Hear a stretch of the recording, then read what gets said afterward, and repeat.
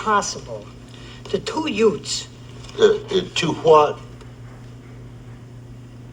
What was that word? What word? Two what? What? Did you say Utes? Yeah, two Utes. What is a Ute? Oh, excuse me, Your Honor. Two youths. You gotta help me. I'm perfectly leg. Everybody's turning into rabbits. What's all this about rabbits, Doc? Make their victory a costly one.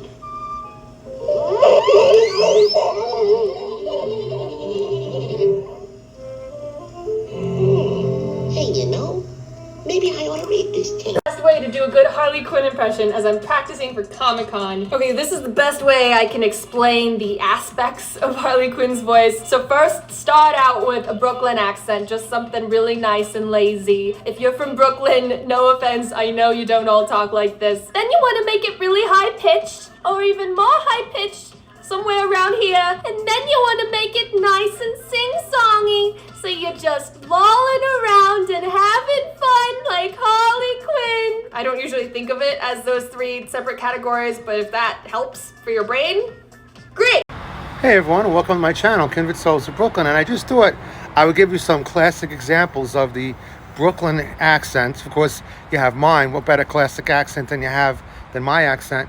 Belated Merry Christmas to everybody. Just a quick update. Oh, I want to give a shout out to two very special subscribers that I have. Steve and his wife, you know who you are. I appreciate it. You guys watch all my videos and always make nice comments on the videos. I really appreciate it. So a big thank you.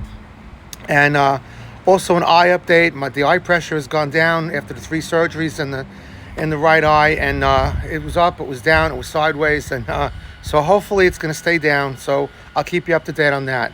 So anyway, talking about the Brooklyn accent. Now, I'm born in 1965, so that makes me a Generation X baby. For years, I thought I was a baby boomer, but apparently the baby boom generation ends in 1964. My wife was born in 64, and she's a baby boomer, but for me, I'm a Generation X. And, you know, it's my belief, and it's my thought, that as I see, as things go along, I think the Brooklyn accent is definitely going away. It's definitely, as we get more integration of people from all around the world, you know, coming to New York, coming to Brooklyn, it's getting diluted. Now, you guys know my son passed away 5 years ago. Matt was a wonderful musician, but my son Matt had no accent whatsoever. And so that generation that he was a part of, which was, I believe, Generation Y, I don't know. I'll put him up over here if you're interested, but essentially, what I think is that the accent is going away because little by little it's getting diluted. And I think another issue with the Brooklyn accent, and for me it's not a problem because I've always embraced it, but I think sometimes when people speak in that Brooklyn accent, it's kind of equated with not the most intelligent. You know, it's kind of like people want to come off, you know, being intelligent and whatever, but if they're not really too secure, they're in a new job or they're something like that, I think they kind of want to hide the Brooklyn accent a little bit. For me, I've always embraced it. You know, we had our own store for a lot of years, and then I worked at Disney. Now I'm working at another place. And it's just, I guess for me, I always embraced it. And I think what's funny about it, too, is that when people think of the Brooklyn accent, I know for me, I'm Irish and Lebanese, Catholic. My folks left, my grandparents left Lebanon way back in the 1880s, 1890s. And they were Catholic. And of course, the Irish side is Catholic. But I grew up with all Italian friends. Big shout out to all my friends in Park Slope. They're all over the place now, but a lot of them are still over there.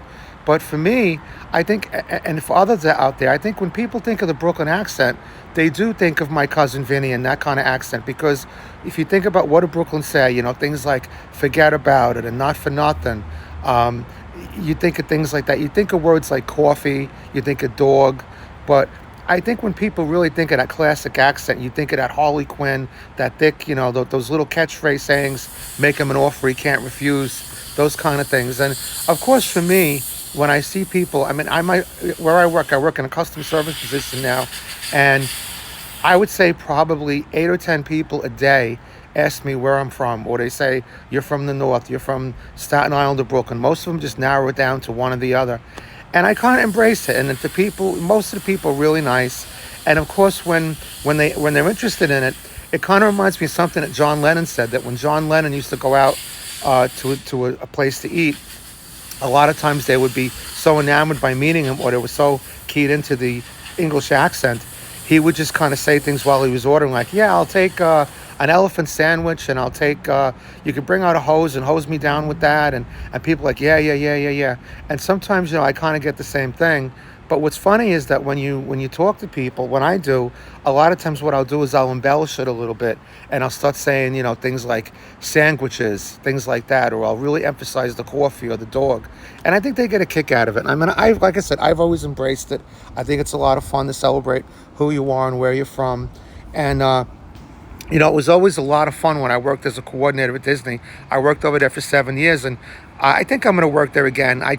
We needed a little break from Orlando. When Matt passed away in Orlando in 2019, we stayed on for a couple more years there, but it was just so difficult looking at where he had passed away. And so we needed some time away. We didn't, even though I worked at Magic Kingdom all those years after Matt passed, I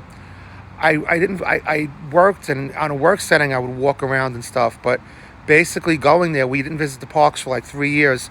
So just last year, Carrie and I got the Pixie Dust Pass, and we started going back, and we try to go back once every 3 or 4 weeks. We haven't been doing it lately during the holidays, but it took us that amount of time to go back. But when I worked at Disney as a coordinator in the security industry there, you had to write a lot of reports, and what would oftentimes happen is sometimes some folks who didn't know me, or we'd get like a vice president in or something when something really big happened, and I'd write the report on it. He would come out, or she would come out and say, "Did you write this?" And I'm like, "Yeah, I wrote that." And it wasn't meant as an insult, but sometimes they kind of don't associate, because my thing was always writing. I went to, big shout out to John Jay College of Criminal Justice. That's how I ended up, of course, I love Disney, but that's how I ended up in the security side of things there. BS in Criminal Justice from John Jay College. I got a really wonderful opportunity to be, because of my writing, in something called the Thematic Studies program. And it was just 2 straight years of just writing. We didn't take standardized tests. It was just, writing. Everything was an essay. So it really sharpened my writing, and it was really nice. And it still goes on to this day. And that's how oftentimes, and later what happened at Disney was they would actually call me up and have me go and especially go over and do a report on something. I remember once there was a grease fire at Cinderella's Royal Table, and the vice president called me up and he said, "Listen, we want you to go over there and do your thing. We want all the details. We want this, we want that." I was like, "Yeah, no problem. Forget about it." So anyway, I'm going a little long in this video, but I just thought I'd give you guys a few updates. And of course, I'm here in Sarasota. There's a palm tree. You might be saying, where's the palm trees, right? So I'm going into work later today. It's kind of a later shift. And I just wanted to do this video on the Brooklyn accent and just talk about how, yeah, I do think it's going away. And I think it's something that going forward, I mean, if anyone's out there, I'm willing to appear in a, whatever, a video or a movie or a TV show. I'd be happy to do that. And of course, we have the Waffles Foundation. So of course I'd be endorsing that as well. And the money I'd be making would be going toward the foundation, which, if you guys don't know already, at this point, we donate instruments and lessons to kids who can't afford to play. In honor of Matt, my son, his nickname was Waffles. He got that in Celebration High School. We lived in the town of Celebration, the Disney town, for a long time. And anyway, that's the quick story on that. So let me know what you think about the Brooklyn accent. Is it going away? What do you folks think? Do you think it's going to last? I mean, I think it's going to be, I do think Generation X will be the last generation and it'll really be prevalent in. You might see a few holdouts after that. So I guess maybe in 40, 50 years, it might be a thing of the past. You're going to have to get actors, much like you would do for an old movie to make it sound like they're from Brooklyn. But anyway, I love you guys, and I'll see you in the next video. Take care of yourself, and happy Christmas, Merry Christmas, Happy Holidays, Happy New Year. Take care. Bye-bye.